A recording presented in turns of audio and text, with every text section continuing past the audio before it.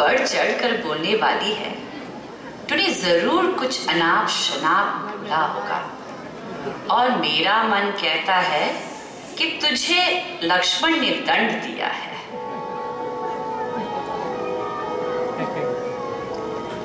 अरे बोलती क्यों नहीं? राजा जी रामचंद्र, लक्ष्मण, भरत और शत्रुघ्न कुशल से तो हैं।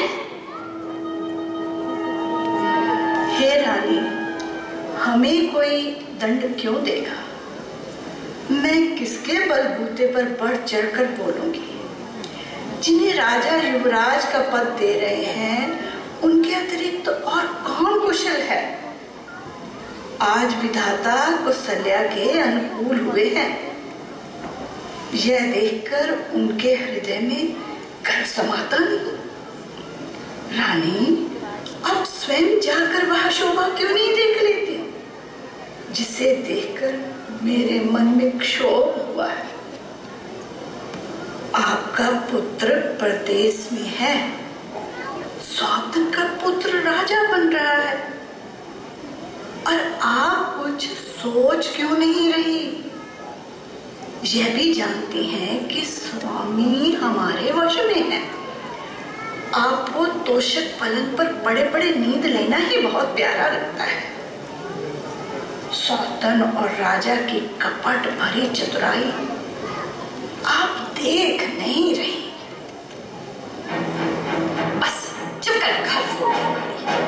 अब एक शब्द भी कहा तो तेरी जीभ निकलवा दूंगी। कानों, लंगड़ों, कुबड़ों को कुटी और झाला जाना चाहिए, उसमें भी स्त्री और खास कर दासी को।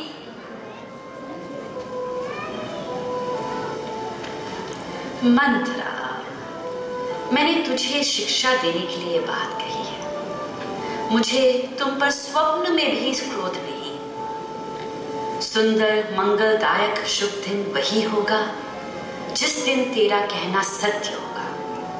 मेरे राम का राज तिलक होगा। बड़ा भाई स्वामी और छोटा भाई सेवक होता है। यह सूर्यवंश की रीति है, परंपरा है।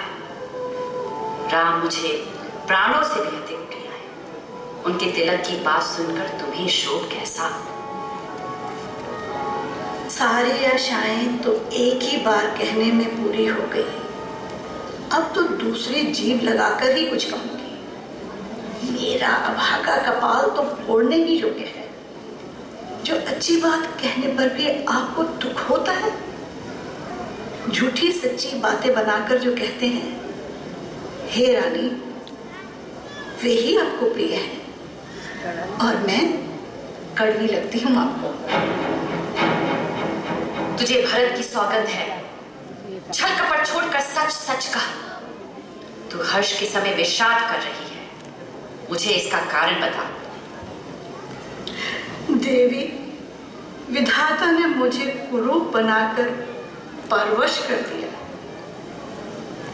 दूसरों का क्या दोष? मंथरा, इस तरह रूठते नहीं। हम दोनों एक दूसरे का रहस्य जानती हैं। कुछ तो कहो। अच्छा, अब मैं कुछ नहीं बोलूंगी। तुम जो भी कहना चाहो कह सकती हो।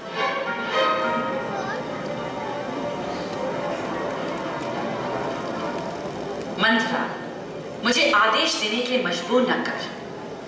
अपना मुंह खोल। मैं कुछ कहने से डरती हूँ रानी। आप पहले ही मुझे घर फोड़ी कह चुके हैं। मंथरा, अब कितनी बार कहूंगी कि बोलो, निसंकोच बोलो। हे रानी, आपने जो कहा राम आपको प्रिय है, यह बात सही और सच्ची है। परंतु यह बात पहले थी, अब नहीं। वे दिन बीत गए। समय बदल जाने पर मित्र भी शत्रु हो जाते हैं। सौत कौशल्या अब आपकी जड़ उखाड़ना चाहती है। अतः उपाय रूपी श्रेष्ठ बाढ़ लगाकर उसे सुरक्षित कर दो। देवी, आप अपने स्वभाव के झूठे बल पर कुछ भी नहीं सोच पा रही। बस आप तो यही जानकर खुश हैं कि राजा आपके वश में है। राजा आपके साथ मीठा बोलते हैं। आप राजा के मन की मैल को नहीं देख रहे, क्योंकि आप कपट चतुराई नहीं जानती।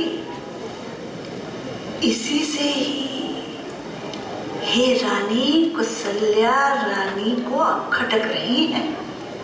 वह चतुराई से अपने हृदय के भाव छुपाए रखती हैं।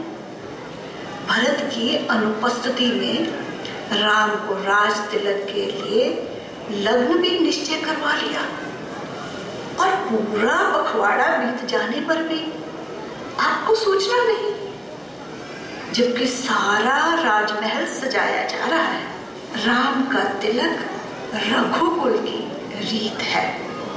मुझे कोई कष्ट नहीं, पर मैं आगे की सोच के दुखी हूँ।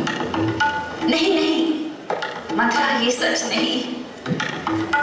देवी, मैं कुछ बनाकर झूठ बोल रही होंगी तो विधाता मुझे दंड देगा। यदि कल राम को राज तिलक हो गया तो समझ लीजिए कि विधाता ने आपके लिए विपत्ति का बीज बो दिया है। देवी, मैं ये बात